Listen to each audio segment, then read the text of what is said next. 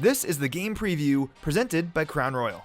Hey everyone, and welcome into our game preview for this week. My name is Matt McMullen, and I'm joined by one of the very best in the business to break down Chiefs and Chargers for us here today. It's Therese Paylor from Yahoo Sports. Therese, what's up, man? Hey Matt, how's it going, my dude? You doing well? We're doing well. We're 1-0, so I'm happy about that. Hoping to be 2-0 after this week. And we'll see what happens here with Clyde Edwards-Helaire. That's the first thing I want to ask you about. This goes off in week 1 against the Houston Texans. 138 rushing yards, 106 yards after contact. The Texans were trying to prevent that big explosive passing play, so they were playing two deep safeties. Didn't matter though. Chiefs moved the ball right down the field with Clyde Edwards-Helaire. So if you're Gus Bradley in this Chargers defense, schematically, how are you approaching the Chiefs this week?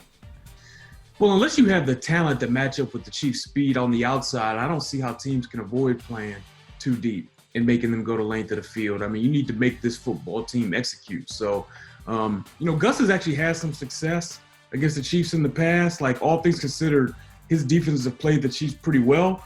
The problem is he doesn't have Derwin James Jr., who's a real key to that, because one-on-one, he's a guy that, gives them a chance to match up on Kelsey, but they don't have him. So, it's going to be tough. In my opinion, I think you got to do generally what the Texans try to do. You play that too deep, you make them go the length of the field, hope they don't execute. And then offensively, what you do offensively matters here too. You better make sure that you run the football and control the clock and keep this Chiefs offense off the field. You mentioned the talent that this Chargers defense has. Yeah, no Derwin James, but still lots of playmakers, really at every level, too. Still lots of guys in that secondary who can make plays. Drafted Kenneth Murray to bolster that linebacking core out of Oklahoma, one of the best linebackers in the country last year for the Sooners. Then the pass rush for them, Joey Bosa and Melvin Ingram, two of the best pass rushers in the NFL. So when you're looking at this Chargers defense, what stands out to you? And is there a matchup there maybe on offense for the Chiefs that you like? Well, one thing I can definitely tell you stands out is the edge rushers. I think Joey Bosa's got a chance to win Defensive Player of the Year. He looked awesome last week against Cincinnati. Now, granted, it was Cincinnati, okay? But he looked awesome.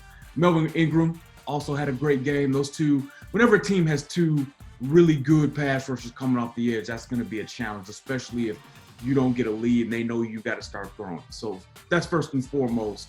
You don't want to get in third and long or got to pass situations against these guys straight up. I like their corners. I think Hayward Jr., really good player, really solid. Him, Desmond King, Chris Harris Jr. But they've got some matchup guys that might be able to stay with some of these receivers in certain situations.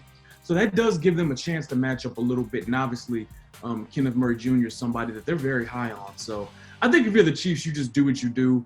I will be attacking the linebacking core, quite frankly, because I think their corners are solid. And, I think they're good in the secondary and they're good up front for the most part. But the linebackers are a place where I think you can attack a little bit. Murray's going to be a good player, but he's a rookie. So attack their second level. I think this might be a game where you can get Clyde Edwards-Helaire involved in the pass game. And that's what he does best. So I can't wait to see what that looks like. One more guy I actually thought stood out for the Chargers last week a little bit was Jerry Tillery, the defensive lineman. If he stands out and he gets better this year, that's going to make them a little bit more formidable. So that's something I'll be watching, keeping a close eye on this week. You mentioned Edwards-Helaire in that passing game. That's what I'm really excited about because it shows that his ceiling is even higher than what we saw in week 1. So can't wait to see what he can do with the ball in his hands in the passing game. Now, flipping things over a bit to the Chargers offense, for the first time in 16 years, the Chargers have a new quarterback. No longer Phillip Rivers, it's Tyrod Taylor now. What do you make of Tyrod and what he brings to this offense? Well, I've always personally liked Tyrod. I think this guy is a game manager, and that's okay. He protects the football. He can run around. He can do stuff.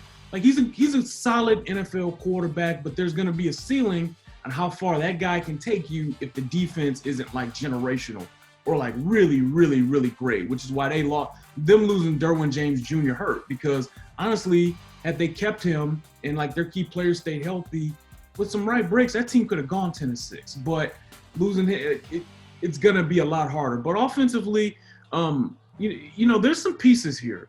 If Tyrod Taylor takes a few more chances, if he completes some contested balls, he's got some receivers to do it. The tight end, Hunter Henry, really good player, a vertical threat. Keenan Allen, just a really good receiver at every level, one of the league's best route runners. Then Mike Williams can threaten every level too because he's just so doggone big. The running backs are very great, very good. Eckler, is the new age running back and catches out of the backfield, does a little everything. And keep an eye on Josh Kelly, the rookie. I think he's giving them like a Melvin Ingram, type ground game to pair with Eckler. So honestly, Matt, the big problem for the Chargers is our offensive line. Outside of Bulaga, now that Marquise Pouncey's hurt, not a lot of proven talent there, not a lot of proven production, guys who played a lot of snaps but haven't necessarily played super well. That's going to be a problem against the Chiefs front that features Chris Jones and then Frank Clark, who I'm on record as saying he looks as good as he's looked since he's been here. And I honestly think he might be a dark horse Defensive Player of the Year candidate as well. Like I said to that, yeah, Frank Clark looked fast, really good last week. 23 pressures for the Chiefs defense against Deshaun Watson last week. Looking for more of that here against the Chargers. Terez, can't let you out of here without a game prediction. Who wins on Sunday and what's the final score? Well, considering Andy Reid's got like a 90-something% winning percentage against the AFC West since 2015, I will be taking the Chiefs. And I have them winning 34-20, 34-17. I think the Chiefs win this one handily. Chiefs are 9-1 against the Chargers since 2015, looking for 10-1 here on Sunday. Terez, you're the best. Appreciate your time, man. No, appreciate you anytime, man.